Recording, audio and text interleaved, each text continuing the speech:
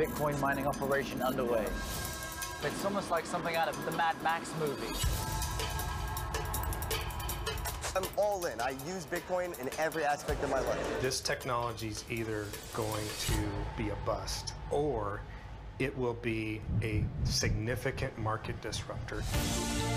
All these people are wanting more energy, more energy. We have requests for service that would double the usage here in the county. They are literally consuming large sections of our town. I think it's just people complaining and not actually understanding what they're complaining about. This is a take, not a give. It's just going to drain our power. Here's a way they can create an additional income to their family, and that is huge. You are banking on the best case scenario. At the end of the day, smart money always wins.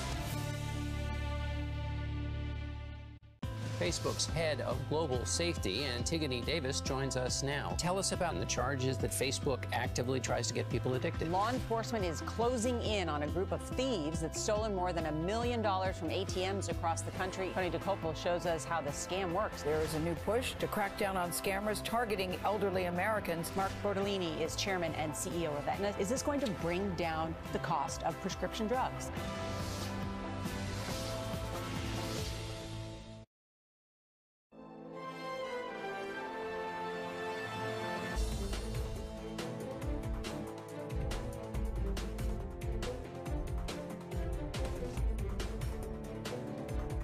Ahead on Red and Blue, new polling in the Texas Senate race shows Ted Cruz's lead over Beto O'Rourke within the margin of error. And the head of America's largest bank says he could beat President Trump in 2020, and then he walks back those comments. Hi, everyone. I'm Tanya Rivero. We will go to Washington in a moment, where President Trump is facing questions about his comments on the government's response to Hurricane Maria in Puerto Rico and how the administration is funding FEMA now. But first, CBS News weather producer David Parkinson has been tracking the storm for us. David, what is the latest on Florence? Where is it headed right now? So the latest on Florence is it's getting just a tad weaker. So in the 2 o'clock advisory, we found out that it went down to a Category 3, 125-mile-an-hour winds.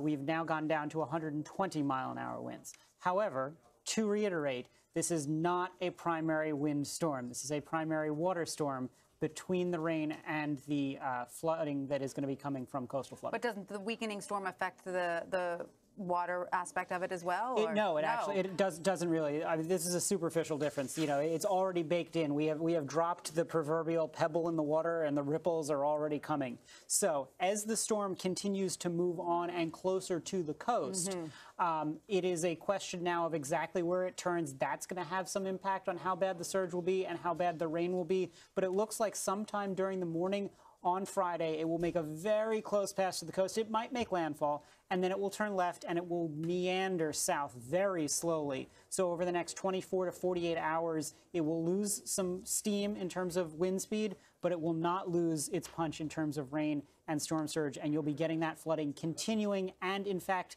getting worse over those days. So though we have bumped down the wind numbers, we have bumped up the rain totals and the storm surge numbers. And so is there new information on which areas look to be getting the hardest punch?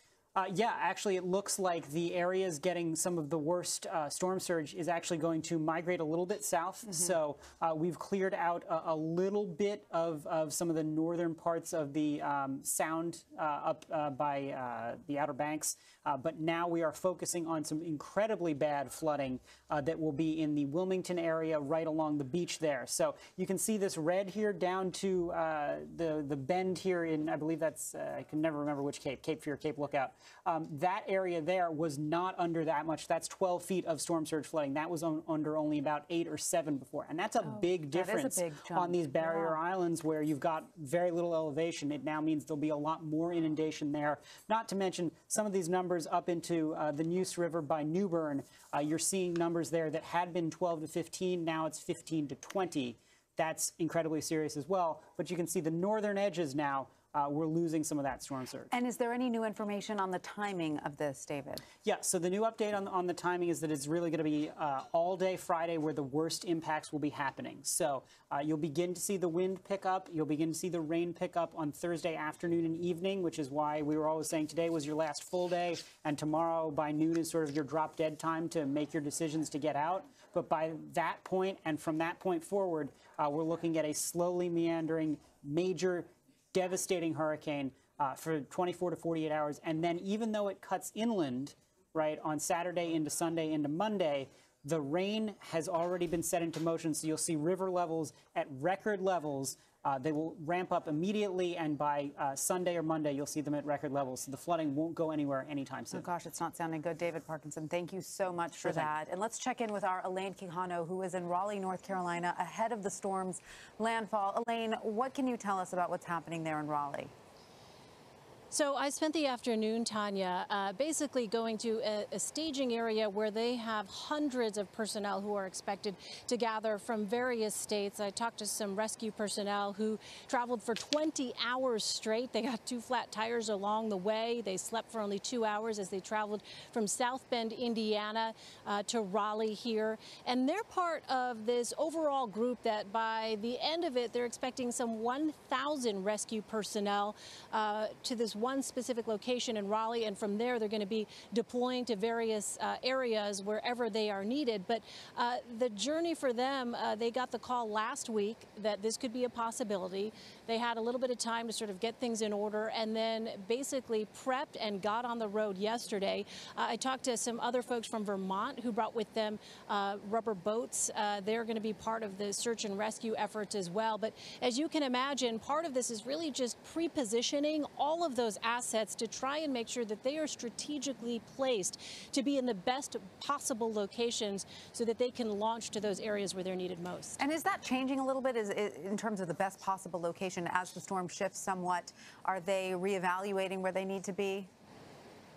Absolutely, and that's part of the challenge, right? Because as we were just listening to your conversation with David there, as forecasters try to predict and sort of narrow down where it is this storm will actually go, so too, of course, are these rescue personnel, because it's not just them, it's all of their equipment. For instance, that group from South Bend has a convoy of a number of vehicles. They're basically planning on being self-sufficient for 72 hours in the immediate aftermath after they get deployed, because they know, based on experience, that in these kind of natural disaster situations, communications will be down, power will likely be out, and they will be the ones as first responders oftentimes to be going to these areas where help has not arrived yet. And so that absolutely is one of the challenges logistically. Where is it that you go ahead of the storm, and can you conduct some of those rescues, the swiftwater rescues in particular, ahead of when the actual tropical storm force winds hit? Is that going to even be necessary?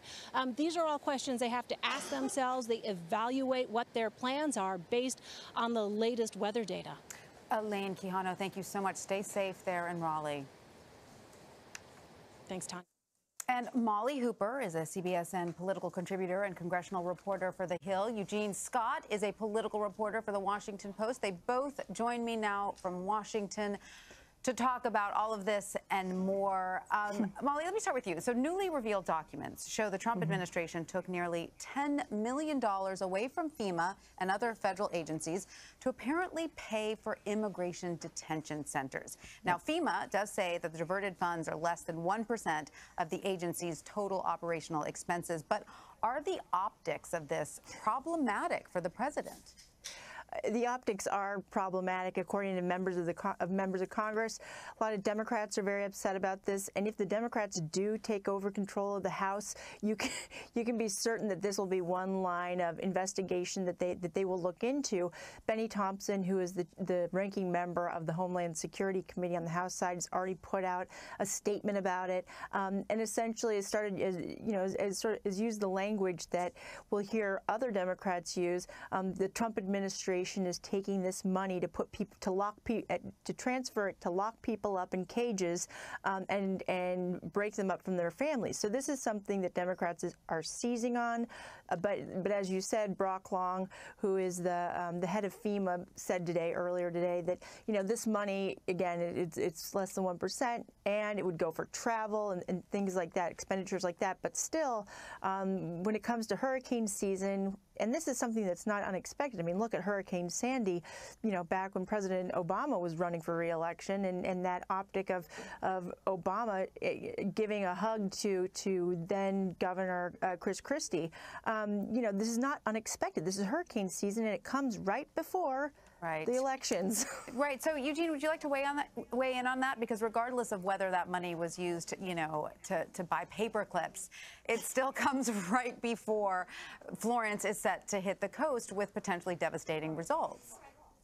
Absolutely. When we're talking about 1% of FEMA's budget, we're talking millions and millions of dollars. And this is on top of a situation where people are watching closely to see how the Trump administration responds to this hurricane season, considering just how poorly they responded to Hurricane Maria.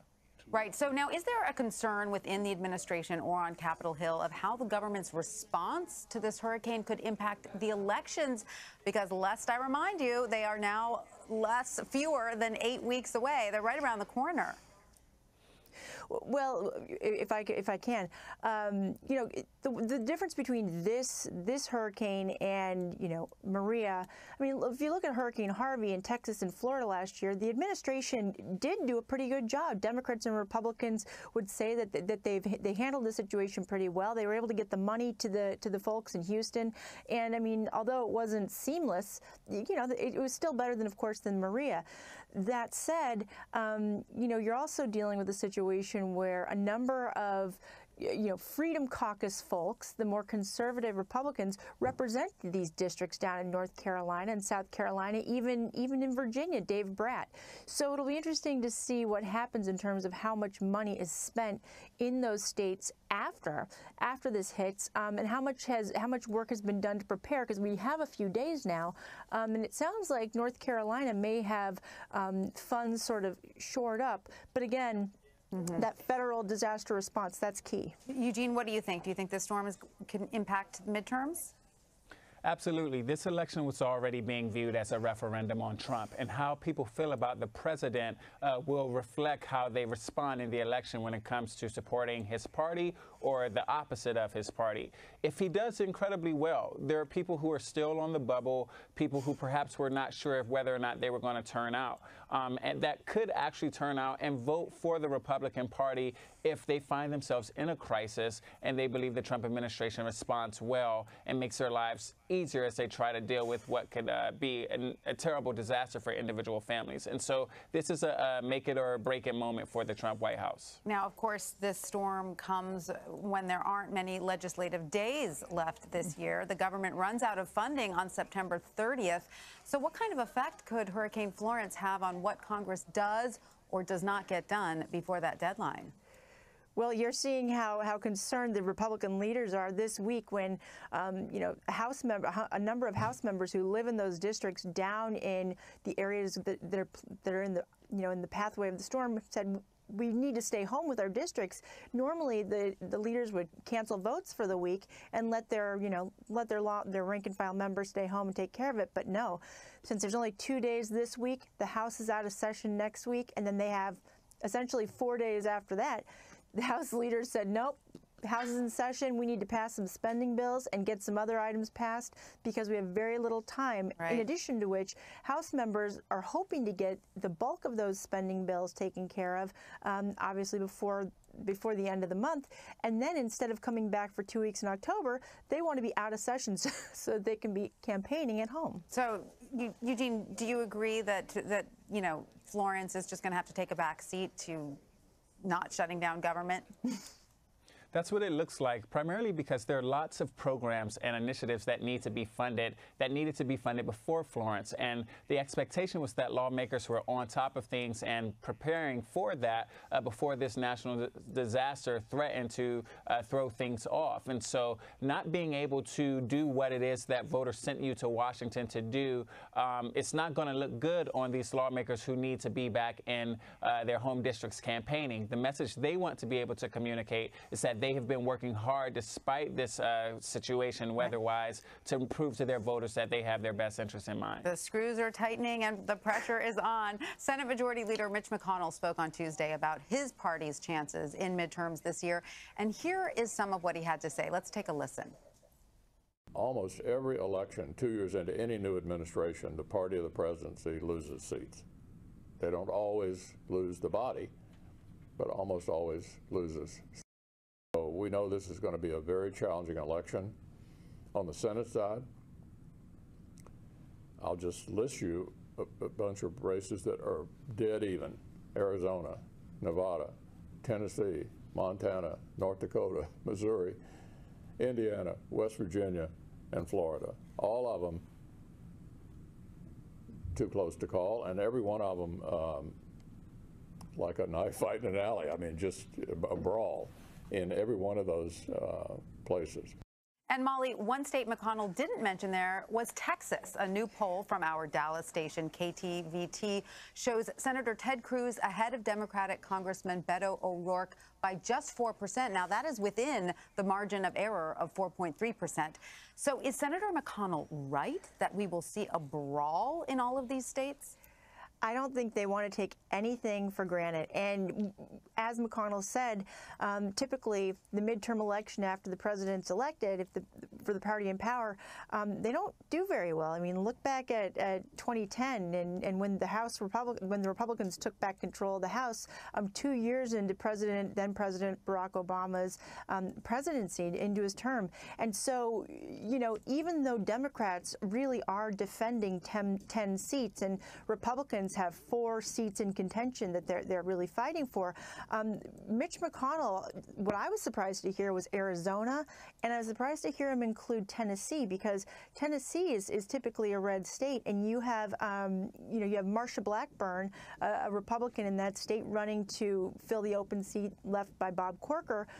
Arizona, Jeff Flake is leaving the Senate, and so that's going to be a knife fight. You have Martha McSally and Kirsten Sinema, and of course Texas, which is one race that nobody really expected to be so close. But talking to sources on Capitol Hill, it really goes to the point that it matters. These candidates, you can't take anything for granted in these midterm elections, and members need to be back home working their districts, working their states, and that's one thing Beto O'Rourke, who's running against Ted Cruz, has done.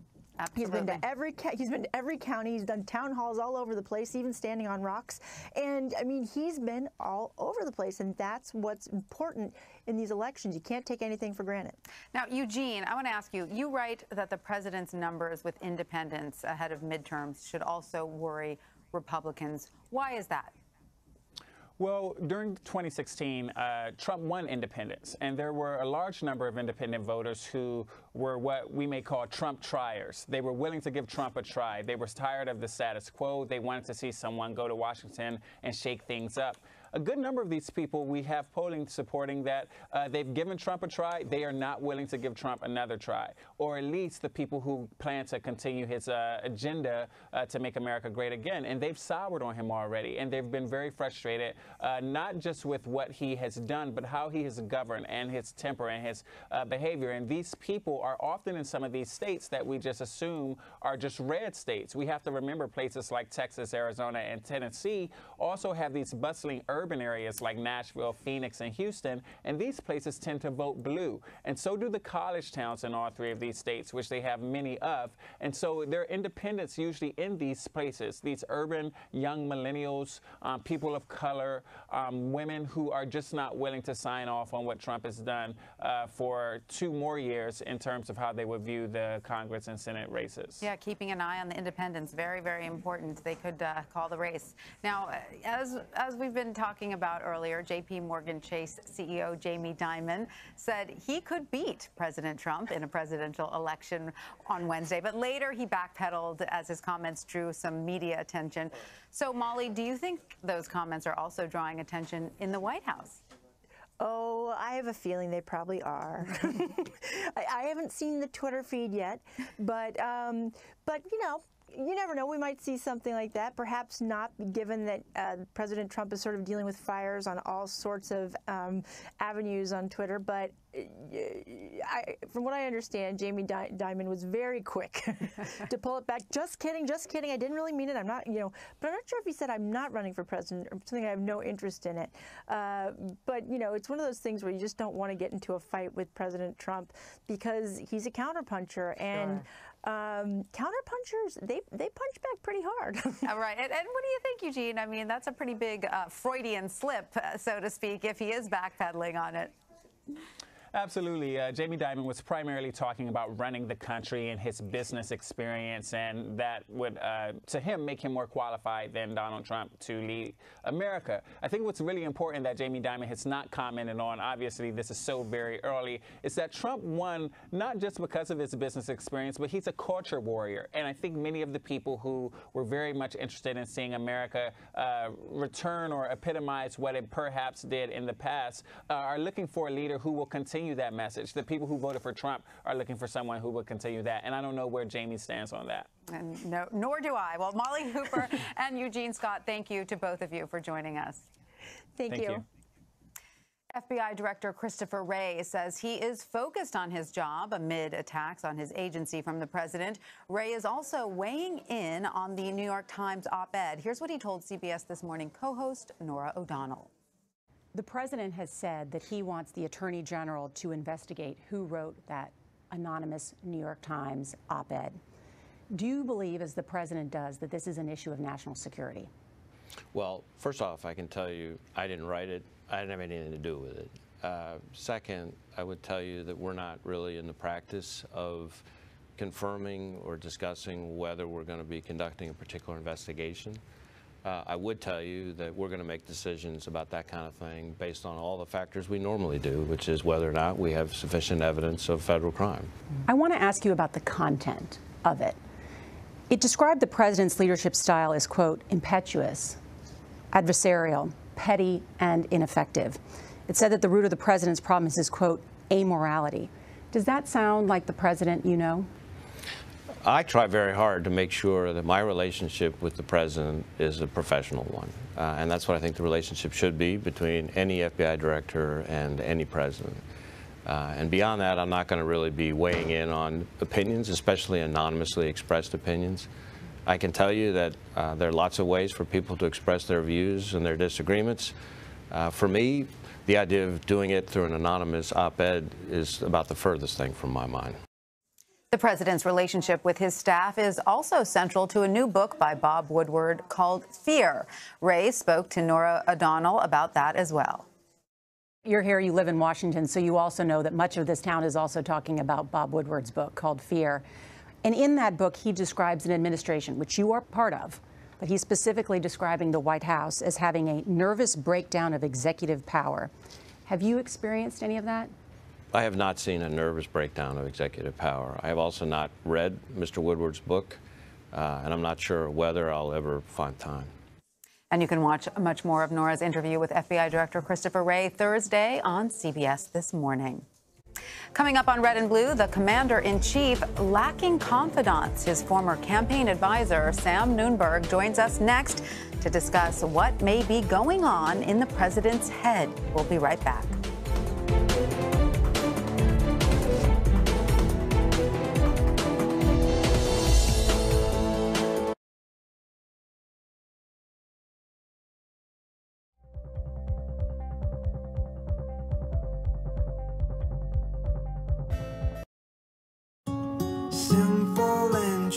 Can world-renowned artist Red Hongyu use the Chase mobile app to pay practically anyone at any bank? Yes, but this isn't just for anyone. Chase, make more of what's yours. Being a good father is important to me.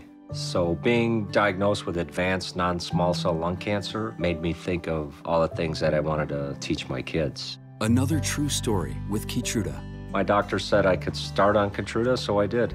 With each scan, things just got better. In a clinical study, Keytruda offered patients a longer life than chemotherapy, and it could be your first treatment. Keytruda is for adults with non-small cell lung cancer that has spread, who test positive for PD-L1, and whose tumors do not have an abnormal EGFR or ALK gene. It's the immunotherapy with the most FDA-approved uses for advanced lung cancer.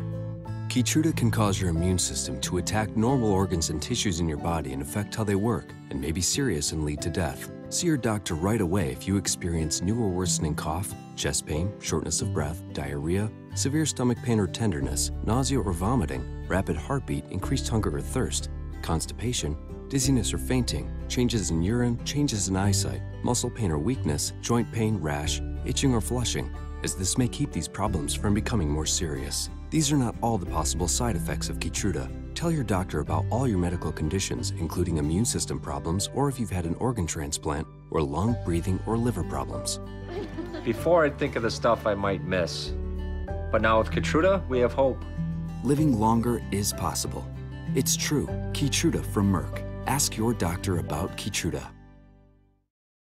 Now get even more out of your appliances. Get more value, get more performance, get more done when you shop Kenmore at Sears. Now spend $200 on any purchase and get $200 cash back in points. Visit sears.com/Kenmore to see how you can get more from Kenmore at Sears. Much smaller group than I would like it to be. Who do you trust? Well, I'll keep that to myself. And they're not family? Well, obviously, yeah, I'm talking outside of family. I think that one goes without saying. Joining me now is a member of the president's 2016 campaign, Sam Nunberg. Sam is also working for Steve Bannon's new political group for the midterm election. Sam, thanks so much for being with us. So how long have you known President Trump now? I worked for him from 2011 to mid-2015, and I spent a lot of time with him from 2013. And can you give us a sense of how he acts when he's feeling that there's somewhat of chaos around him, or when he feels like he can't trust anybody? Well, I think so it's two separate issues. The chaos part, to him, that could be competition. From his point of view, as long as he's getting things done, as he would say, get it done, get in. I think it's get in, get it done quickly, get out, right? So that's fine, and it's competition with those people. But I think when you're talking about people that trust in this anonymous op-ed, that's something we haven't seen. I don't remember seeing something like this where you have staffer, and it has to be a high-level staffer. I trust the New York Times that they're giving it anonymity, that they would make it somebody who's worth it, right? It's hard to trust those people. So it's interesting. You're saying that chaos doesn't bother him, but not being able to trust the people around him does bother him. Right. And one thing I didn't believe in the Woodward book, the way it was depicted, was that he wasn't aware of the way certain things worked in government. He would forget. Because I can tell you, I've dealt with him, and I worked remotely, and I worked in Trump Tower. And he remembers everything. He remembers if he gives you a directive, and he remembers if you had an assignment for him. So this whole idea that they were able to pull papers off, I don't believe it. You don't believe it. Now let's talk about Paul Manafort for a moment. As you know, his second trial is set to begin in a few weeks. There are reports that he is trying to work out some sort of plea deal. Would you be surprised if Manafort cops a plea deal? I think he's trying to, from what I understand from mutual friends and people that have spoken even to him, this is a deal where he's already been found guilty in the first trial. Remember, the special counsel wanted to consolidate both trials. They said no, his defense team. So they're willing to say, we'll plead to this one, too. We're already going to jail. Right. Let's figure out. This is not about him cooperating in terms of the investigation, I don't believe. I could be wrong, but look, as opposed to Michael, who I thought would cooperate, I don't believe Paul is going to cooperate. So do you think it is likely that President Trump will pardon Paul Manafort? I think that he could issue pardons depending on what comes out from these documents. One of the main reasons that Jeff Sessions now doesn't have the support of fellow senators that used to support him, including like a Lindsey Graham or chairman of the Judiciary Committee, Chuck Grassley, is because they haven't released the documents that have been subpoenaed from Rosenstein. Right. Depending on what comes out in terms of that and the way the president can justify it, perhaps he would. I don't know if he will do anything until after the 2020 election, but certainly he's not doing it within the next couple months. Right. All right. So I want to get back to your efforts in 2016. Right. There's a little bit of an interview of yours with Michael Isikoff on his Yahoo News podcast last month. It's called Duggery, yeah. Let's listen to it for a moment. I dealt in birtherism. I peddled birtherism. I knew Barack Obama was born in the United States. So wait a second. All right, you peddled a completely phony conspiracy theory about the president. Now let me finish. Let me finish. Yeah, are you proud of that? Is Donald Trump president? So So what do you say about that now? I mean, is that... Is Donald Trump president? Look, we worked on this in 2012. The idea was when I saw him, and remember he was going into a field of a primary where it was going to be either a Mitt Romney or a conservative candidate. How do we break the noise there, and who is going to take on Barack Obama? One of the main reasons Mitt Romney lost that election, he won on 9 out of 10 issues. I remember watching it on CBS election day. Okay, he won on 9 out of 10 issues, except the likability. Who would you like to have a beer with? Everybody liked Barack Obama. Just saying Mitt Romney, saying nice guy, bad president, but a bad president, that's not going to work. So, but still pushing a conspiracy theory that you knew to be false? You don't feel bad about that? I think that people believed the issue. What I thought was that it represented something broader. The same way that I think that the wall within the campaign, literally the president will build a wall. He should get the wall done. I've seen polling that says that they need it to get midterm out. But it also represented something else. It represented sovereignty, securing the border, nationalism. So to go back to that and the skullduggery, I'll tell Michael, we mentioned that it's politics and it's Donald Trump, and you have to think out of the box. So is there anything that you wouldn't do to help Donald Trump win the presidency? Was there anything I wouldn't do for a candidate? Of course, I wouldn't throw anything at anybody's family members. Okay, I wouldn't do anything like that. This was something that was going on that a lot of people were discussing during Obama. And the reason they were discussing the birth certificate, I thought it represented, besides people that literally thought he wasn't born there, was because of the 2008 campaign, where a lot of Republican voters didn't like the fact that the nominee, I don't want to speak ill of him, okay, because he's gone, but that he didn't run a hard campaign against Obama. But a lot of people would say behind that was a taint of racism. Would you agree? I would say that some people would never have accepted this President Barack Obama. They couldn't understand, they didn't like the idea, and part of it had to do with his race. Yes, I would say that. And you don't feel bad pandering But the birth certificate, I don't think the birth certificate had any part to do with that. The birth certificate had, once again, to do with the fact of the 2008 campaign. You had issues in terms of Reverend Wright. You had issues that John McCain said he wasn't going to run against him on. He had certain issues that he said were off the table, and people felt cheated. And that's one of the reasons why post 2010, now we're going to see this possibly on the Democrat side, but come 2010, the Republicans had a wave, and they had a generic enthusiasm. There was an opposition against Barack Obama. Right. Well, many would question that that technique, but let's look ahead now. Okay. The group that you're working for now, Citizens of the American Republic, is founded by Steve Bannon. So what exactly is the group's mission? So our immediate mission, our daily mission, is that we work on, remember, we're a C4. Now, C4s cannot communicate or coordinate with campaigns or with the Republican National Committee, but what we can do is help get out a message that we think will help, particularly here, focus and educate the public. Obviously, it can't be candidate specific, but educate the public on what is going on in terms of this midterm election. This midterm election is essentially Donald Trump's first reelect, because he will be impeached if they lose the House. Well, you can't say that for a fact. I think that I think that that's highly, highly likely. I know Jerry Nadler very well, but in terms of the way they're talking about obstruction of justice, in terms of the way when you look at the Mueller report and you look at what they're going after in terms of his subjectivity, his intent, the president's, when he fired Comey, there are ways to interpret things that I think that he has been against, and this is Steve Bannon's film shows it, Trump at War. From the minute that he won Pennsylvania, the AP called him and named him president of the United States. There have been systematic opposition to him, some of it organic and some of it, unfortunately, from bureaucrats, from people on both sides, including, as we see with the anonymous op-ed, now even people in his administration. Well, so the president himself has said that this election is a referendum on him. I don't think in terms of... He has started saying that, though. Right. Remember, he has started to get into that, Tanya, because he has to walk a fine line on this, because he can say, if I lose, I'm impeached, and then they lose the House, and they say, well, you said it, you're getting impeached. So I understand, but he has to figure out a way to motivate his voters.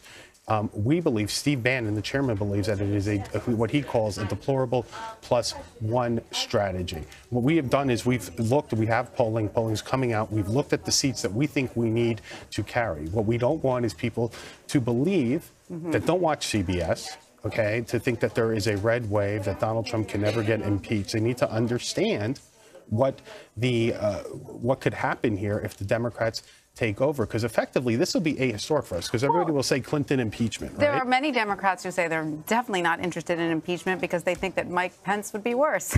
Well, there are, and they've already had books out about Mike Pence, but I would tell you that Schumer was, he got caught on Mike the other week, saying we'll impeach him, we just got to find enough Republicans.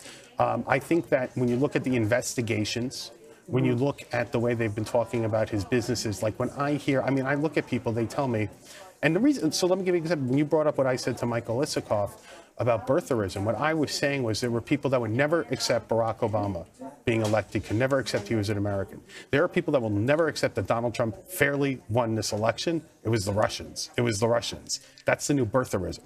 And they will... But could you also say that all of this talk about impeachment and the Republicans have to hold the House so the president isn't impeached is also a way of distracting people from the real issues at hand? But the issue is this investigation is one of the most major issues. The issue is, as we have seen, is when he has an emoluments clause coming against him because he has a business that he has a trust in and he can't even operate it. I don't think it's a distraction. What I think it is look, the NRCC, they don't agree with us. The NRCC is running ads. Their research shows them that they think that they need to run essentially against Nancy Pelosi to remind people about the 2008 House that she lost when she was majority. We think that, and the Democrats are running on Donald Trump as the major wedge issue. Our point is, and one of the mistakes I think the Democrats made in 2010 and in 2014 as well, was they ran away from Barack Obama. We're saying embrace Donald Trump on these separate terms, because one, you don't have a choice anyway. I mean, it's just realistic. The Democrats, that's their job. Their job is to beat up the president, right, of the opposite party. I don't think look, I've been in the grand jury. I've read everything, including the Woodward book just now, and I cannot believe that John Dowd, on a side note, told Bob Woodward what he told him. But no, it is not a side issue, this impeachment. You think it's the main issue. All right, well, I think it's a issue. I think it's an issue. Well, midterms are fewer than 8 weeks away. We'll all be watching very closely. Sam Nunberg, thanks so much for coming to see us. Thank you for having me. And we will be right back. You're streaming Red and Blue on CBSN. Don't go away.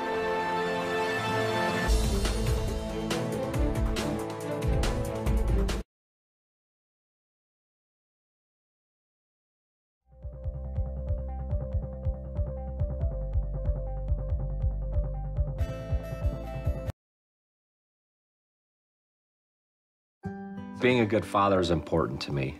So being diagnosed with advanced non-small cell lung cancer made me think of all the things that I wanted to teach my kids. Another true story with Keytruda. My doctor said I could start on Keytruda, so I did.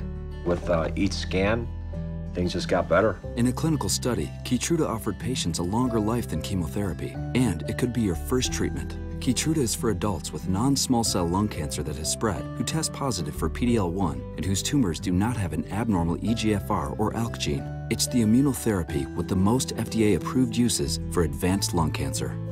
Keytruda can cause your immune system to attack normal organs and tissues in your body and affect how they work, and may be serious and lead to death. See your doctor right away if you experience new or worsening cough, chest pain, shortness of breath, diarrhea, severe stomach pain or tenderness, nausea or vomiting, rapid heartbeat, increased hunger or thirst, constipation, dizziness or fainting, changes in urine, changes in eyesight, muscle pain or weakness, joint pain, rash, itching or flushing, as this may keep these problems from becoming more serious. These are not all the possible side effects of Keytruda. Tell your doctor about all your medical conditions, including immune system problems, or if you've had an organ transplant, or lung, breathing, or liver problems. Before, I'd think of the stuff I might miss. But now with Keytruda, we have hope. Living longer is possible. It's true. Keytruda from Merck. Ask your doctor about Keytruda. Take your friendly old neighbor, Johnny. Rather than coming over to borrow a cup of sugar, he may now be coming over for murder. The time has come to seek out greater means of protection. Nuclear armaments. You'll have that nuclear launch code in no time. Play the beta first on Xbox One. Hello, I'm Bill Whitaker with 60 Minutes. We'd like to speak with Congressman Marino. This is an industry that's out of control. If they don't follow the law, people die. We would not have known about this without 60 Minutes. I did see the report. We're going to look into the report. We're going to take it very seriously. They were just drug dealers in lab coats. You know what a chilling picture that paints? The two men accused of carrying out a nerve agent attack on a former Russian spy in the UK have been found in Russia. But Russian President Vladimir Putin appears to be defending them. The UK says the men are from Russian military intelligence, but Putin says they're civilians and not criminals. Jenny Kuma from our partners at the BBC reports. On their way to allegedly carry out a deadly nerve agent attack in Salisbury. The British government says these two men are Russian military intelligence officers responsible for the plot to murder the former Russian spy Sergei Skripal and his daughter. They've been named as Alexander Petrov and Ruslan Boshirov. Russia has always denied any involvement, but now President Putin is saying that his government has found the two suspects and appears to be saying they are not intelligence agents. We obviously looked at who these people are. We found them. They will appear soon, I hope, and tell you everything themselves. There's nothing particularly special or criminal here. Are they civilians? Sorry? Are they civilians? I can't hear you. Civilians. Civilians? Of course they are. Just last week, Scotland Yard and the Crown Prosecution Service announced there was enough evidence to charge the men. The police released images showing their arrival at Gatwick Airport on March the 2nd, 2 days before the poisoning. From Gatwick, they travelled to East London, staying in a hotel where investigators found traces of Novichok. On Sunday, March the 4th, they travelled to Salisbury by train and were seen near the Skripal's house around the time it's thought the nerve agent was sprayed onto the door handle. Just last week, a Russian spokeswoman dismissed the allegations, saying the whole story was created to punish Russia and to introduce sanctions. There's no prospect of the suspects being brought to trial in the UK as Russia doesn't extradite nationals accused of crime. President Putin's latest words, though, at least indicate that the men are in Russia and known to the authorities. Jenny Kumar, BBC News. Newly revealed documents show the Trump administration took money away from FEMA and other federal agencies. The money was apparently used to pay for immigration detention centers. According to documents obtained by Oregon Democratic Senator Jeff Merkley, FEMA lost nearly $10 million from its $15 billion budget. Our Jeff Pegues filed this report. Over the last year, there have been questions about whether FEMA's resources are stretched thin as it responds to hurricanes, and that's why that nearly $10 million is getting a lot of attention this morning. The budget documents were first made public by Senator Jeff Merkley, a Democrat from Oregon. He has called the money transfer a scandal.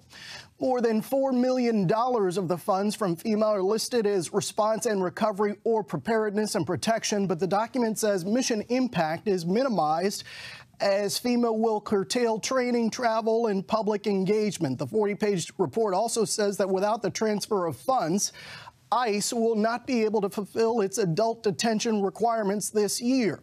In their response, a spokesman for the Department of Homeland Security said the funds cut from FEMA were from routine operating expenses and could not have been used for hurricane response. DHS also says that under no circumstances was any disaster relief funding transferred from FEMA to ICE services.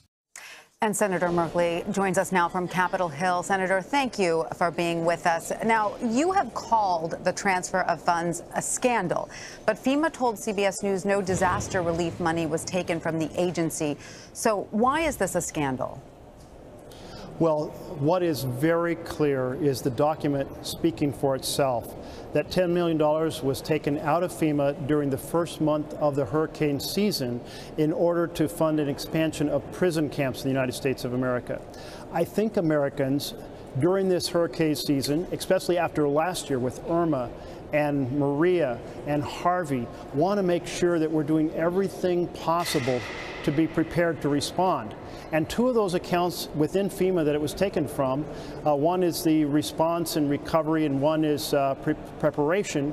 Those two accounts clearly are related, and I know some of the press has gotten comments from people outside of FEMA today that have said yes, absolutely, these funds could have been used to be helpful in terms of preparing for and responding to a potential disaster such as the Hurricane Florence coming down right on the Carolinas right now.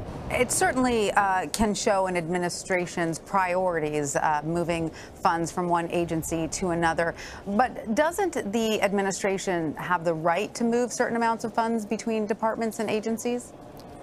Yes, this is, as far as I'm aware, a completely legal thing to do, to move the funds from one area to another. They have to notify Congress. This notification goes to the chair, so that would be the Republican chair of the relevant appropriations subcommittee. So, but that information, when they're moving funds from one area to another, then the budget is public, the appropriations bills are public. Shouldn't that be public as well? And I did feel that this document should help fill in Americans on what the administration is doing.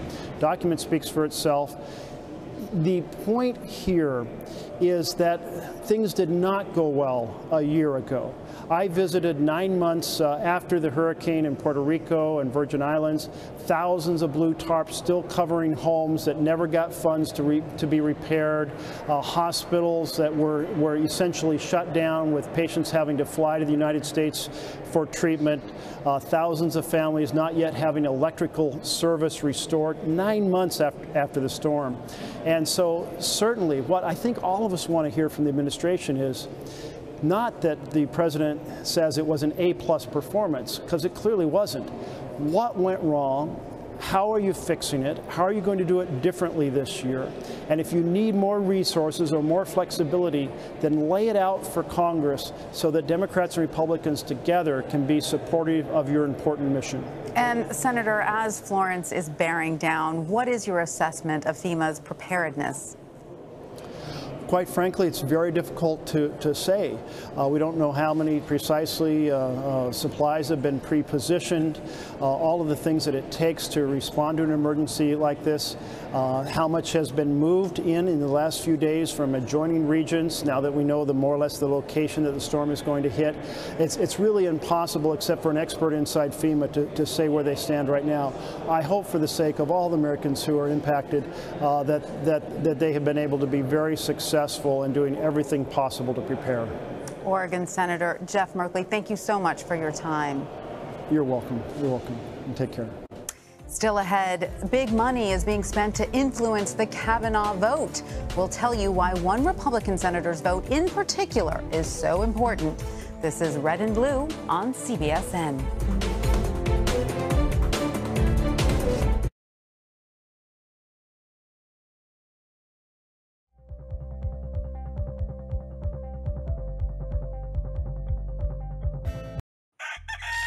This is your wake-up call. If you have moderate to severe rheumatoid arthritis, month after month, the clock is ticking on irreversible joint damage. Ongoing pain and stiffness are signs of joint erosion. Humira can help stop the clock. Prescribed for 15 years, Humira targets and blocks a source of inflammation that contributes to joint pain and irreversible damage. Humira can lower your ability to fight infections, including tuberculosis. Serious, sometimes fatal infections and cancers, including lymphoma, have happened, as have blood, liver, and nervous system problems, serious allergic reactions, and new or worsening heart failure. Before treatment, get tested for TB. Tell your doctor if you've been to areas where certain fungal infections are common, and if you've had TB, hepatitis B, are prone to infections, or have flu-like symptoms or sores. Don't start Humira if you have an infection. Help stop the clock on further irreversible joint damage. Talk to your rheumatologist. Right here, right now. Humira.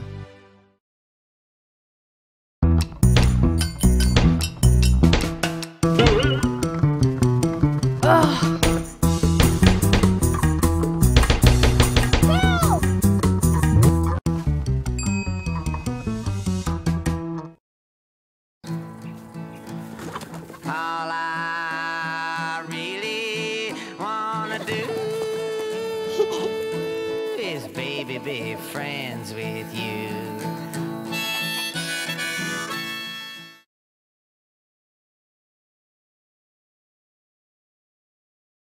Facebook's head of global safety, Antigone Davis, joins us now. Tell us about the charges that Facebook actively tries to get people addicted. Law enforcement is closing in on a group of thieves that's stolen more than $1 million from ATMs across the country. Tony DeCopel shows us how the scam works. There is a new push to crack down on scammers targeting elderly Americans. Mark Bortolini is chairman and CEO of Aetna. Is this going to bring down the cost of prescription drugs?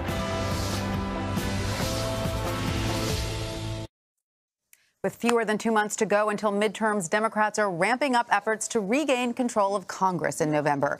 Speaking in Washington Wednesday, the House's #2 Democrat, Steny Hoyer, laid out what he believes his party's agenda should be if that happens. But his main proposal is sweeping ethics reforms. The American people need to see that we're serious and that we understand the scope of our challenges. They need to be reminded how when it works for the people, government can be and has been a force for progress, for justice, and for broadening opportunity. If Democrats can fix government, we can earn the trust of voters to lead on addressing health care, infrastructure, jobs, the environment, and so many other critical issues. CBS News Chief Congressional Correspondent Nancy Cortez is on Capitol Hill and joins us now.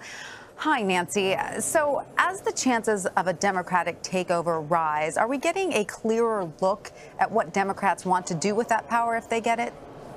Yes, and some Democratic strategists would argue that actually they should have made it clear a long time ago what they want to do exactly with that power, because they believe that that is a strong message to take to the voters. And certainly rooting out corruption here in Washington is a prime focus for them, as you heard Steny Hoyer lay out. And that's partly because something that they're hearing in their home districts is not so much that people want Democrats to go after the president and himself, and Democrats have been pretty careful to stay away from the notion that all they're going to be thinking about is impeachment, but that voters want them to get something done, and they want to make sure that the game isn't rigged. This was a very successful Democratic message back in 2006. It swept them into power after a number of incidents of corruption on the Republican side.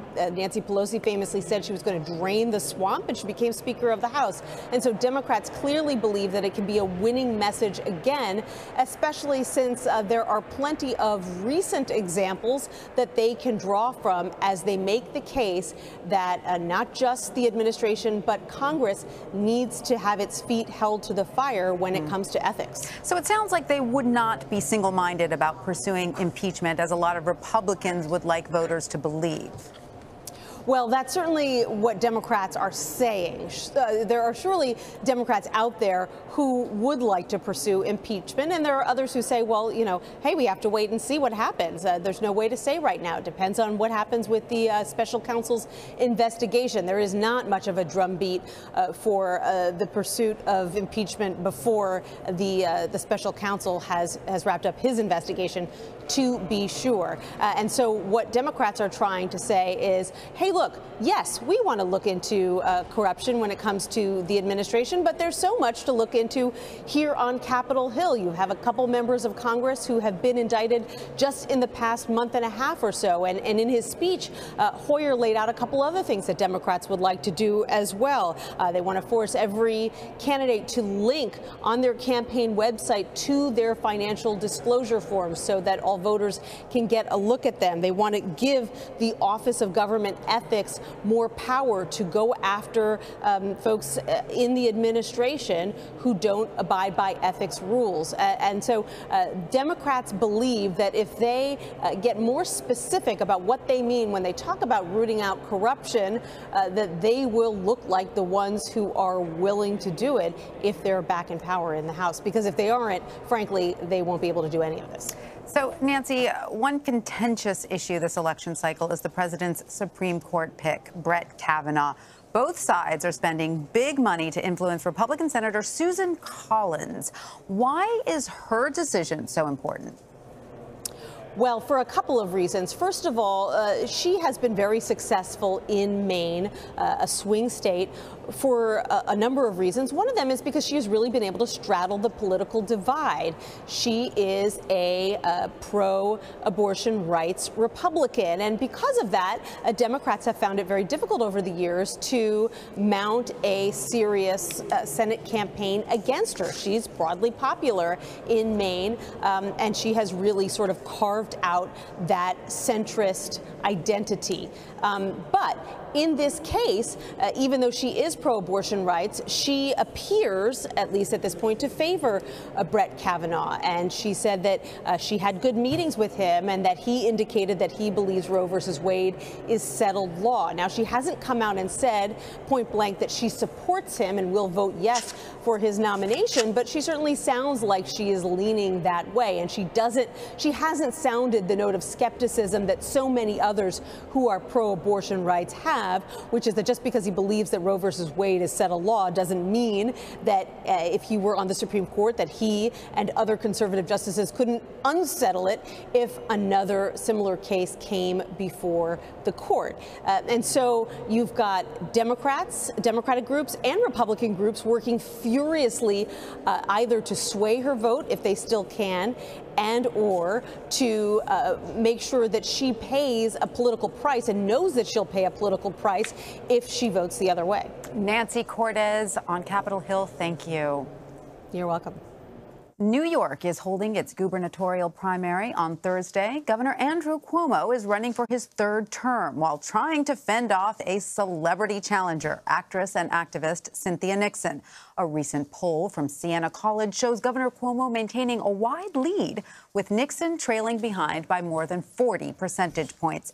Despite those poll numbers, it's been a spirited campaign between the two Democrats. The pair exchanged jabs at a debate just last month. The subway system is owned by New York City. The subway MTA has been controlled by the state since 1965. Can you stop interrupting? Can you stop interrupting? Can you stop lying? Yeah. Nixon's political opponents have attacked her, saying she doesn't have the qualifications to be the governor of New York. Nixon sat down yesterday with WNYC radio host Brian Lehrer. He asked Nixon about her leadership experience. The point is not, to me, what organization I have or haven't run. The point is, anytime we've had fundamental change, and that's what we need here in New York State, and that's what we need across the country, we need fundamental change. That has come as a groundswell from the people, and from people getting into office who are able to harness that energy and harness that hunger and that drive.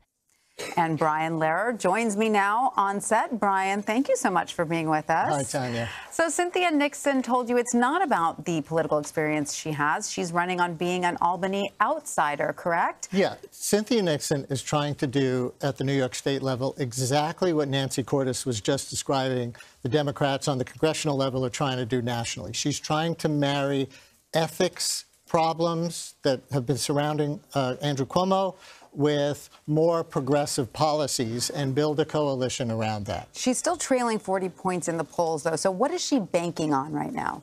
Well, she's banking on, for one thing, that the polls are wrong. Remember Alexandria Ocasio-Cortez, who's sort of the poster person for this movement at this point. She was down 35 points in the last poll before that election. And she's endorsed Cynthia Nixon quite heavily, correct? Absolutely. They're the same wing of the party. Right. So she's counting, Nixon is, on more passion, more turnout from the progressive base of the Democratic Party than the establishment base. So do you think she has the same chance, though, as an Alexandria Ocasio-Cortez or an Ayanna Pressley? You know, there are some differences. Right. One of the differences is that statewide polling is more reliable than smaller congressional district polling, so probably her chances are less. I think, though, that her high profile adds fuel nationally to the progressive wing of the Democratic Party, to this movement. She's running on Medicare for all. She's running on raising taxes on people earning $1 million or more. These things get more and more traction and might affect congressional race turnout in November, even if she loses. But do you think she's less popular, let's say, than Alexandria Ocasio-Cortez because voters could sympathize with her and say, hey, look, she's got 2 jobs. She works as a bartender. So do I. Cynthia Nixon is a rich celebrity actress. She may not be as accessible in that way. It cuts both ways. She's a rich celebrity actress, which can cause some backlash. But in that debate that CBS had that you played the clip from, Cuomo was trying to accuse her of being a corporation. What? So the backlash could fall back on him. Absolutely. So, you know, in terms of raising money for the campaign, has she not taken any corporate money? Right. And that's a big difference between them. That's also an ethics consideration as she poses it. But the downside of that for her is that Cuomo has so much money to spend on television. Before that debate, there were 3 ads in a row on CBS for the Cuomo and Kathy Hochul, his running mate, campaigns, just leading right up to the beginning of the debate, because he had the money to buy them. There were none for Cynthia Nixon. But it means that he's ethically compromised in the eyes of most New Yorkers, I think, because he'll take money from multiple corporations in all kinds of ways. Do you sense that his campaign is worried? I don't think his campaign is worried. They ducked a campaign interview on my radio show, for example, while Cynthia Nixon appeared. And I think the reason was that they feel they're running ahead, the Cuomo people, and so why take a risk? But Joe Crowley made those same mistakes. That's right. And so it's a risk either way. I don't think the Cuomo people are that worried. That's the way they're running. And yet, in this era, you never know. You never know, indeed. Brian, thank you so much for coming to see us. And that does it for this edition of Red and Blue. Rena Ninan is up next with the day's news, including the latest track for Hurricane Florence.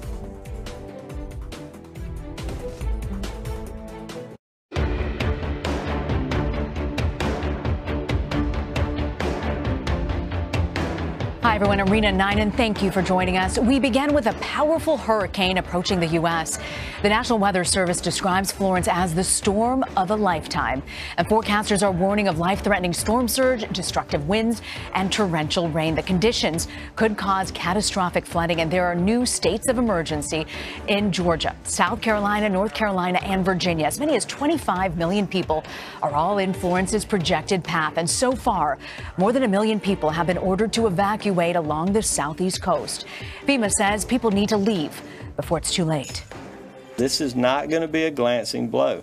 This is not going to be a tropical storm. This is not going to be, one of those storms that hit and move out to sea. This is going to be, a Mike Tyson punch to the Carolina coast, and then it's going to have very heavy rains. The latest advisory on Hurricane Florence is out. Let's check in with our Raleigh affiliate, WNCN. Let's start with the changes we just got from the National Hurricane Center. First of all, you can see on the satellite that our state is within view, now less than 400 miles away from Wilmington, North Carolina. Winds have come down again, but it is still a Category 3 major hurricane, 120 mile per hour sustained, gusting up to 150, moving to the northwest at 16. It'll be very interesting as we head into tonight in the overnight hours to watch this number go down. That is the forecast. If it doesn't slow down, impacts could get here a little sooner. The eye could make it ashore a little sooner. As for the track changes tonight, after 3 times in a row shifting south, very small shifts, since last night at 11, 5 a.m. this morning, and 11 a.m. this morning, tonight's 5 o'clock track actually shifted a little bit to the north. These are very small shifts, but we'll have to see if it's a trend. That still does not change our impacts here in central North Carolina. A Category 3 hurricane Thursday afternoon just off the coast of North Carolina, then making that turn to the southwest, which is an incredibly unusual direction for a hurricane to go southwest. That hardly ever happens. By Friday, either late morning or early afternoon, depending on where or if it makes landfall, still a Category 3 hurricane, anywhere from the Atlantic Beach area all the way down to the South Carolina-North Carolina border. That's when the eye would make landfall. And then slowing down to some 3 miles per hour, which will result in more than 20 inches of rain, most likely for someone along the coast. But remember, the cone that we have been watching for the last several days is just the cone of probability of where the eye will be. It's still a 500-mile wide storm. So if it is here on Friday afternoon, we will have impacts in central North Carolina. If it's on the north end of the cone, we will have stronger impacts, stronger wind, more rain. If it's on the south end, we will have a little less. But just because we had shifts south does not mean we are out of the woods. We will still have impacts. They just will not be as great. That message seemed to have trickled out over the past 24 hours that we're out of the woods, and that is not true at all. 3 to 6 inches of rain could be possible in the Triangle starting tomorrow night. We're saying tomorrow. It's here, 1 day away. Could be 6 to 10 inches in the Sandhills. And we still could have wind gusts strong enough to knock down trees and knock out power. That would start early Friday morning, lasting through the whole day Friday. Tornadoes, isolated ones, are still possible, and flooding in the Sandhills will still be possible. And our Mola Lenghi joins us now with more coverage from Wrightsville Beach, North Carolina. Mola, exactly how are officials preparing for this storm at this point? Well, Rena, it's really an across-the-board effort. Federal, state, local authorities, local emergency crews doing everything from around-the-clock monitoring of the storm. You know, they've set up these emergency command centers where they're monitoring every aspect of this storm. They're staging emergency crews in sort of some of the most vulnerable areas, staging and also supplies. You know, they're prepping supplies, getting these supplies ready for after the storm, you know, when the relief effort begins. Everything from water to first aid, anything and everything that you could possibly need during the course of a relief effort. But the most significant way, and the thing that they're taking the most seriously today and the last couple of days leading up to the storm in terms of preparation, is getting the word out, making sure people are evacuating. They are certainly not mincing any words when it comes to describing this storm. We've heard everything from it's a monster to it's going to be catastrophic, life-threatening. Governor Cooper of North Carolina came out yesterday and stressed, almost pleaded with folks, don't put your life in jeopardy for the sake of this storm. Really trying to get the word out and not mincing any words, and if anything, scare people into evacuating, because that's what officials think that it might take. And for those people who don't listen, because we know that there always is with this hurricane, if you don't leave now, Mola, what happens for those people who don't get out immediately? Well, emergency officials are telling us, and they're telling the public, today is really the last good day to evacuate. Today is it. I mean, you've got perfect sort of weather conditions. The rain hasn't started moving in yet. You've got federal, state, local officials and emergency officials who are sort of providing the perfect atmosphere for evacuations. They're rerouting roads in some instances, and they're right now is the most accommodating time to evacuate. After today, once these mandatory evacuations are really in place and have been set, then officials and emergency crews and first responders and all these folks are going to really start shifting their focus to the hurricane, to the storm itself, to the relief efforts. So today is really the day. It's the last day to start to get out of town, to leave the coast, to evacuate safely. Anything beyond today, and you're risking getting stuck in traffic, you're risking getting stuck in weather situations, and you're really putting yourself at risk. Yeah, so significant to hear them say today's last day. Mola, the Army Corps of Engineers actually sent a team to North Carolina to keep an eye on the dams in that area. Give us a sense of what kind of damage could take place with Florence if the dams actually fail. Yeah, I mean, we're talking about a lot of dams in this area, in both the Carolina areas. A lot of low-lying waters, a structural failure on a dam when it's combined with the amount of rain that we could be seeing, the amount of the wind and the storm surge, and all of these things could just add to the sort of catastrophic nature of this storm. It's something that folks, when I say folks, I mean emergency officials, state and local authorities and emergency crews are really stressing, which is another reason why they're really pushing people to get out of these really vulnerable areas. You could have, a sort of perfect storm of events, so to speak, in terms of damage if some of these dams begin to fail. The storm system itself, Florence itself, is enough to be catastrophic if it continues on the path that it's going. But if you start talking about dam failures and all the other sorts of unknown dynamics that could play out, that's really the most challenging part for officials and for the public. You don't know what's going to happen, so it's best to be in a safe place. Absolutely. Mola Lenghi in Wrightsville Beach. Thank you very much for joining us, Mola. South Carolina hospitals are also beginning to evacuate their patients ahead of Hurricane Florence. Ambulances lined up last night outside this medical center in Myrtle Beach. More than 230 patients are being transferred to hospitals in Florida and Georgia. And those patients in critical condition are being airlifted for their own safety. But some medical staff are staying put.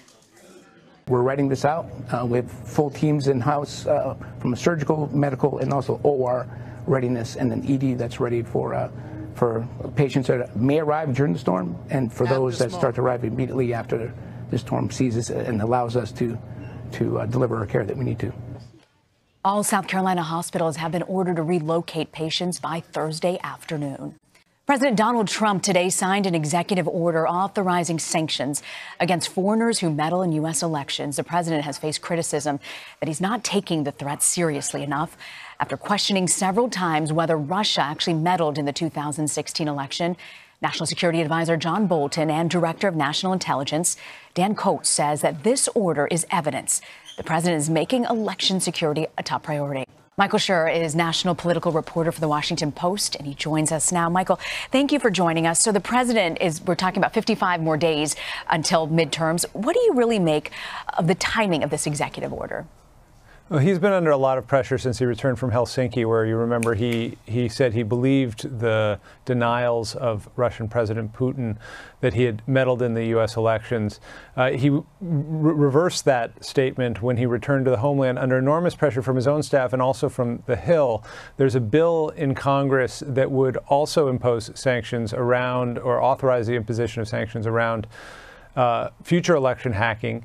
And I think what the president's doing here is getting out ahead of that and sort of bowing to the pressure he is under. So John Bolton says that this indicates that the president is actually making election security a top priority.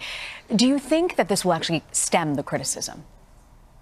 It depends on what the president says tomorrow. I mean, the president's been pretty consistent, since he was elected during the campaign, that he didn't believe necessarily that Russians were behind this. Even when he came out and reversed his statement in Helsinki, he said, Russians may have done it, they may not have done it, someone else might have done it.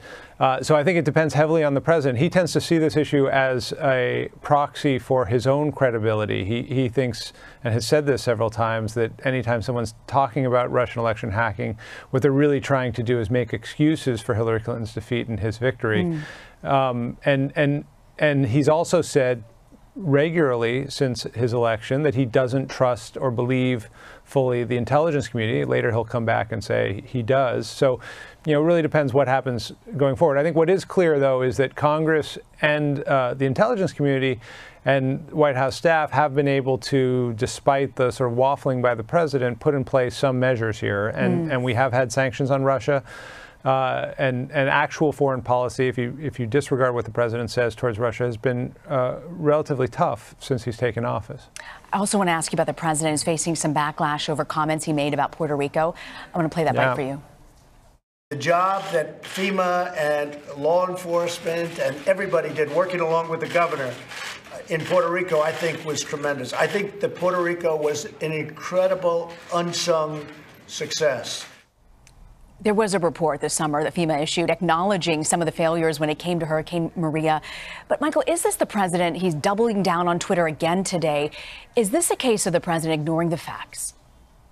It's the president as promoter. I mean, he is often doing this sort of thing. I don't think anybody who's looked at the facts thinks it was an incredible success. Estimated that 3,000 Americans died in Puerto Rico. It's hard to argue that any storm that kills 3,000 it was a successful response. Many of them died after, of course, the initial strike because of loss of power and other problems in Puerto Rico. But the president tends to deal with criticism this way. He tends to double down on positive adjectives to describe his own performance, and he tends to dismiss criticism as fake news or the work of opponents. I think the real question now is, how will the U.S. government perform in the Carolinas as this new hurricane approaches? There's another test coming, and there's certain to be more during the Trump presidency. It's a very good point, and we've seen how hurricanes have impacted presidential administrations over just recent memory. Michael, I want to also ask you about these newly released documents that actually show the Trump administration took nearly $10 million away from FEMA and other agencies so they could pay for immigration detention centers. A DHS spokesperson claims that these funds were were actually from routine operating expenses, and they could not have been used for, say, hurricane response. But how problematic are the optics for this? I think, again, that's the sort of story that'll go away in a couple days. The issue is whether FEMA can pull itself together. FEMA actually performed relatively well in Texas. There was another hurricane before the one that hit Puerto Rico last year. And the response to that was far better than the last major storm in that area that hit New Orleans and Katrina. I think there's a lot of money that is freed up very quickly when these hurricanes hit. And so the question there is whether that money that came out of FEMA, leads to a lack of preparation or a lack of appropriate staffing, which is really an endemic problem in this administration, and if that shows up in the response. So we'll just have to wait and see. You've watched storms over the years, whether it's George W. Bush's response with FEMA and Katrina, and even just the counter of President Obama and Hurricane Sandy, coming down with the governor of New Jersey there at the time.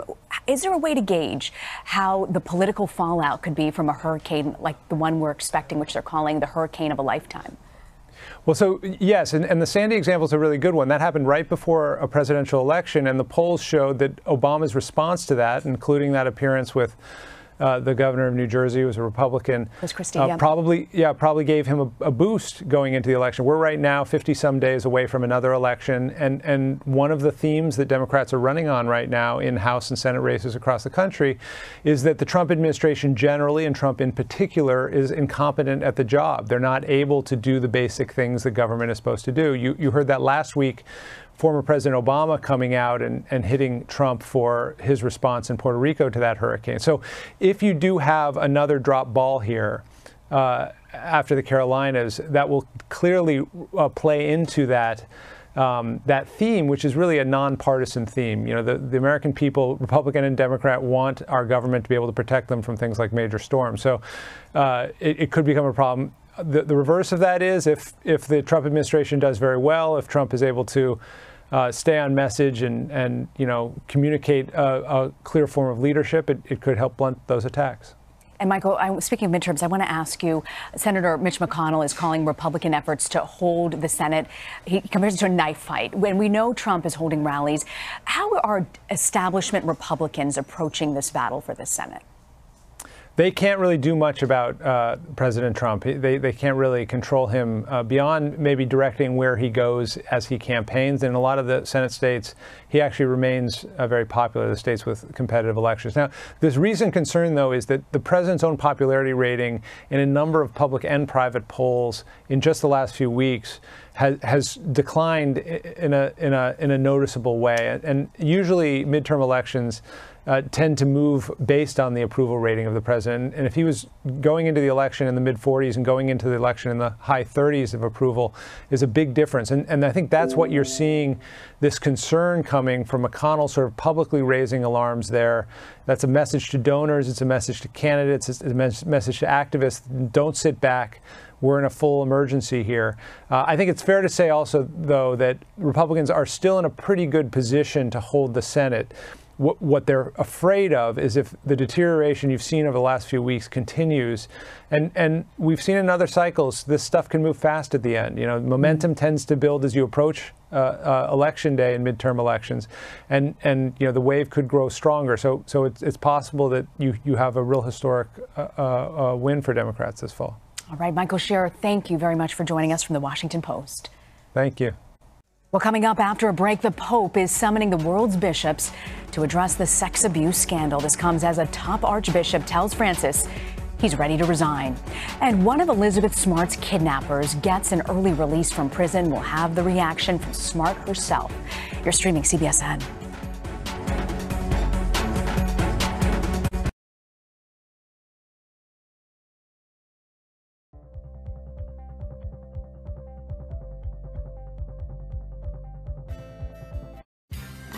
Not getting enough cash back with that credit card? Turn to the nerds. Want to invest that bonus? Turn to the nerds. Looking for the perfect mortgage? Turn to the nerds. Oops, sorry about that. Hey there, need a travel rewards card? Turn. Auto loan? 2.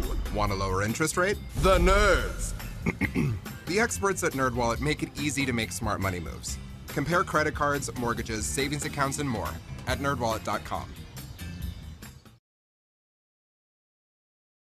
It's a brand given life by craftsmen, not machines. With seductive Italian style built for experiences, not showrooms. The Alfa Romeo Giulia, Motor Trend's 2018 Car of the Year. And introducing Stelvio and 4C Alfa Romeo, the perfect balance of engineering and emotion.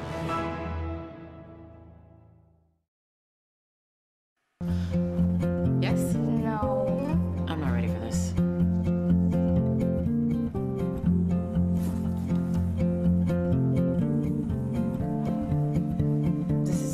Stop, you got this.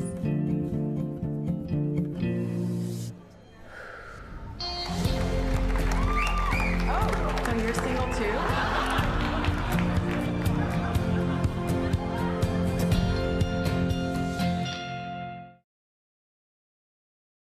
Over the last 24 hours, you've finished preparing him for college. In 24 hours, you'll send him off thinking you've done everything for his well-being. But meningitis B progresses quickly and can be fatal, sometimes within 24 hours. While meningitis B is uncommon, about 1 in 10 infected will die. Like millions of others, your teen may not be vaccinated against meningitis B. Meningitis B strikes quickly. Be quick to talk to your teen's doctor about a meningitis B vaccine.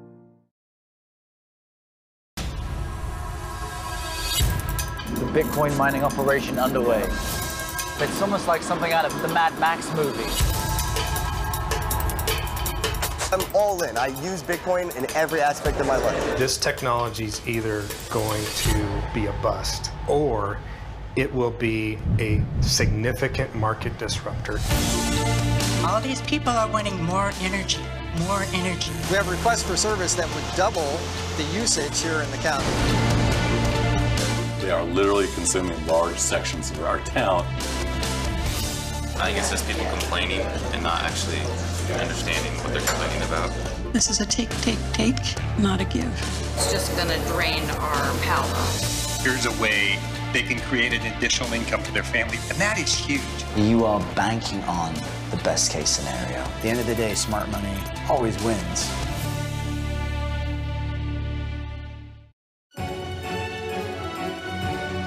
We want to take you to the White House now, where moments ago, President Trump addressed preparations for Hurricane Florence. Let's listen in. Thank you very much. That's really something. Before continuing, I'd like to provide an update on our preparations for the incoming hurricanes.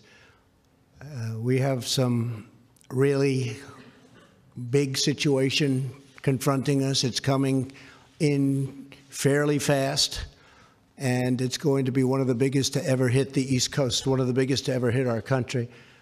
Maybe something will happen, but it's looking like that probably won't be taking place, unfortunately, meaning veering away from land. My administration is in close coordination with state and local authorities and FEMA. These are tremendous people also, as you know, has already placed extensive resources on the ground, including search and rescue experts, power restoration, and medical support. Tremendous people working on the hurricane, first responders, law enforcement, and FEMA, and they're all ready, and we're getting tremendous accolades from politicians and the people. We are ready, but this is going to be one of the biggest ones to ever hit our country. Residents in the path of these devastating storms should comply with all evacuation orders and other emergency instructions. Protection of life is the absolute highest priority, and that's what we're doing. It's called protection of life. So God bless everybody and be careful. Thank you. You've been listening to the president speak about Hurricane Florence. Much more on the storm coming up at the top of the hour. Right now, we're going to take you back to my colleague Rena Ninan for more of the day's news. Pope Francis has summoned all the top Catholic officials to the Vatican. He wants to discuss sex abuse by priests, and the meeting is set for February.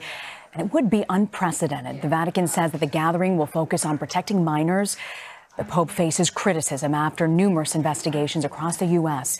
revealed abuse and cover-up of abuse in the church.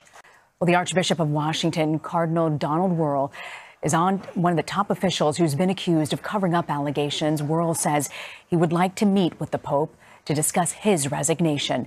CBS News correspondent Nikki Batiste has more. In a letter Tuesday, Cardinal Donald Wuerl said a decision on his future is essential so that his archdiocese can move forward. A Pennsylvania grand jury report released last month found more than 300 Catholic priests sexually abused more than 1,000 children since 1947. Wuerl presided over 32 accused priests during his 18 years at the Pittsburgh diocese. Among the accusations against him is that he reassigned and reinstated some of them. Did you ever move priests quietly? That wasn't our process. We spoke with Wuerl the night before the report's release. Do you have any plans to resign? What I want to talk about is what effort I made in my 18 years there, and that was to introduce zero tolerance, and any priest against whom there was a credible, proven accusation that appropriate action was taken. The letter came the same day Pope Francis drew criticism for comments he made during Mass in Rome. He said bishops are under attack from the great accuser, another name for Satan. Questo fa bene. It seems like the great accuser has been unchained, the Pope said, adding he tries to uncover the sins so they are visible in order to scandalize the people. Many people are looking to Pope Francis to show a degree of leadership on this matter that he hasn't yet shown. Patrick Hornbeck is the chair of the theology department at Fordham University. I think it's fair to say that the Catholic Church, in the U.S. at least, is in a crisis that it's not seen for a long time. So I think it's anyone's guess what happens next. We reached out to the Vatican about the Pope's remarks, but did not hear back. Wuerl's representative told us his letter speaks for itself. Pope Francis will meet tomorrow with the head of the U.S. Bishops' Conference and other top U.S. church officials about the child sexual abuse. Nikki Batiste, CBS News, New York. One of Elizabeth Smart's kidnappers is getting out of prison sooner than expected. Smart calls the decision incomprehensible. State officials in Utah say they have no choice. Vladimir Dutier reports. 16 years after surviving unimaginable horrors, Elizabeth Smart is still haunted by her abduction. 72-year-old Wanda Barzee, who pleaded guilty to helping her husband, Brian David Mitchell, kidnap Smart and hold her hostage, will soon be a free woman. By law, we have to release her. She served her maximum time with Utah. In 2010, Barzee was convicted of both federal and state crimes. After completing her federal sentence in 2016, she began serving her state sentence. But in a stunning announcement on Tuesday, the Utah Board of Pardons and Parole says it miscalculated her state sentence. Now, instead of a release in 2024, she'll go free on September 19th. The board must count her federal time concurrently with her state sentence. In a statement, Smart said, in part, it is incomprehensible how someone who has not cooperated with her mental health evaluations can be released into our community. Elizabeth, if you're out there, we're doing everything we possibly can to help you.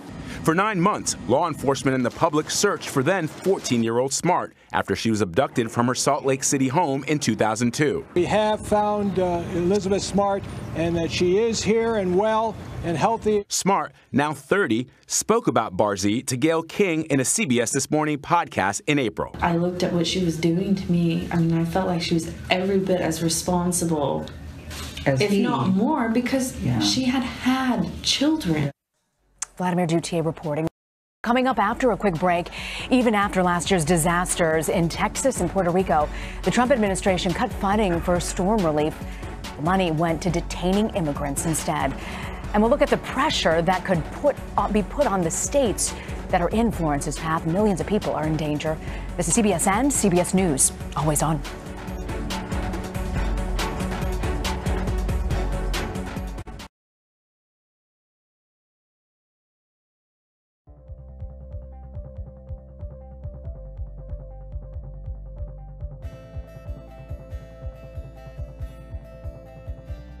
So who's got a question for me? Oh. So can your firm match Schwab's $4.95 online equity trades with a satisfaction guarantee or not? Not. Ask your broker if they offer award-winning full service and low costs backed by a satisfaction guarantee. You are a traveler. Sometimes a jet setter, other times a tourist, but always, always moving. Away makes luggage that can keep up, that powers you up, pushes you forward, and lasts for life. This is luggage made for the way you actually travel.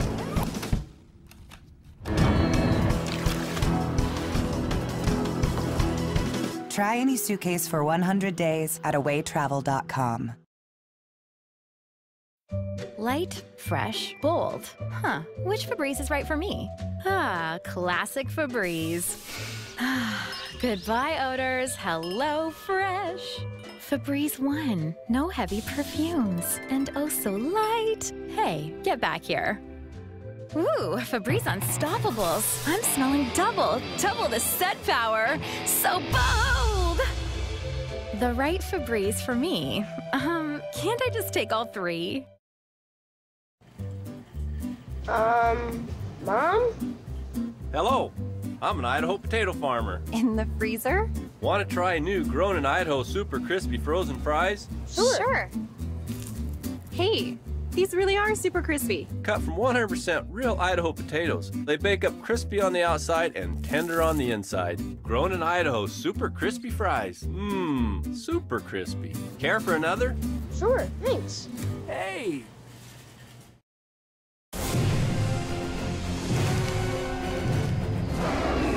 Epic Survivor season of biblical proportions. Survivor, David versus Goliath, premieres September 26th. Alleged attacks on U.S. diplomats in Cuba. Last year, reports began to surface that American diplomats in Cuba were suffering from symptoms including headaches, ear pain, sleep impairment, and cognitive problems. A similar case was reported in China back in May. A government employee experienced, I'm quoting here, abnormal sensations of sound and pressure. The employee was diagnosed with mild traumatic brain injury and sent back to the U.S.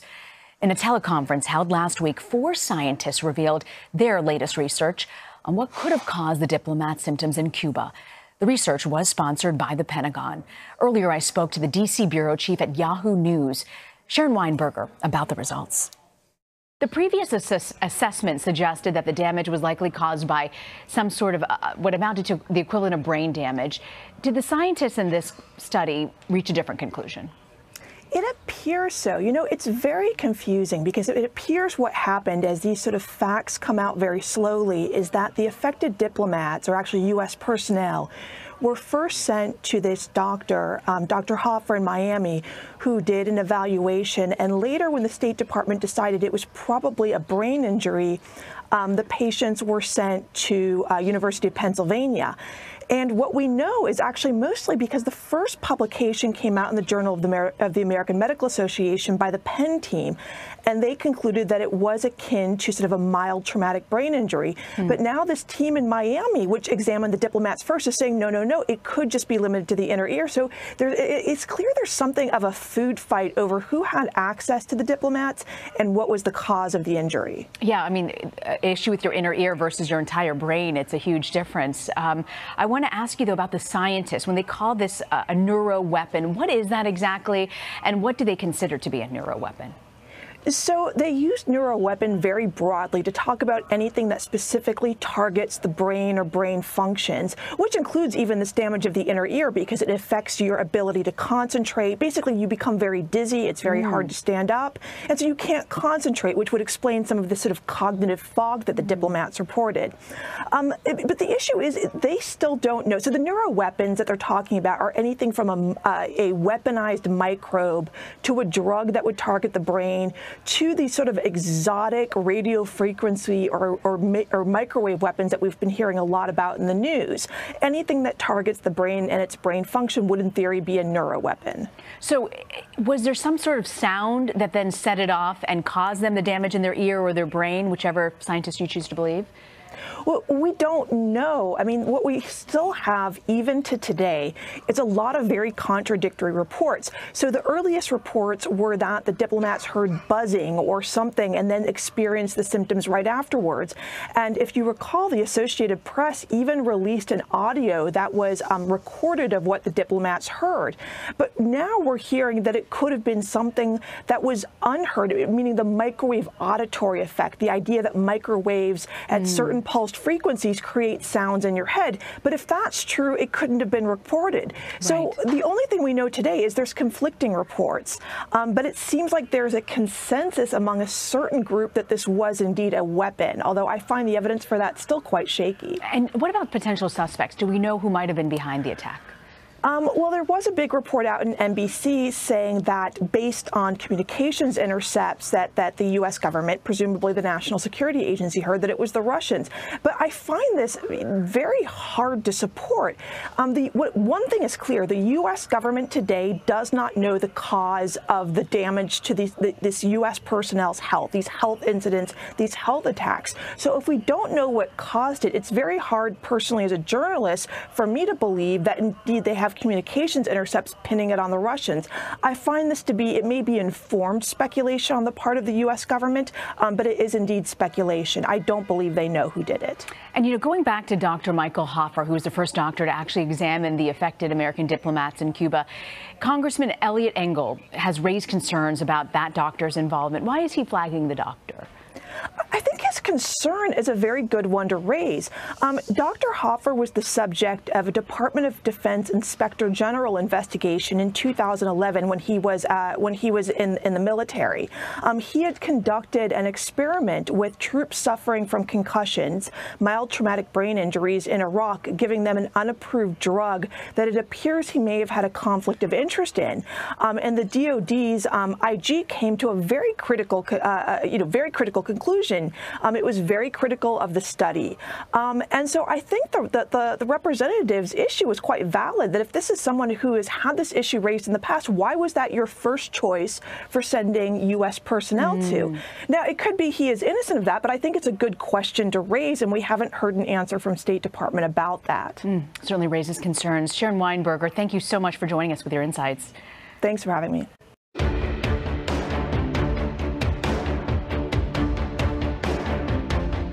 We're continuing to track Hurricane Florence. Georgia is the latest to declare a state of emergency. North Carolina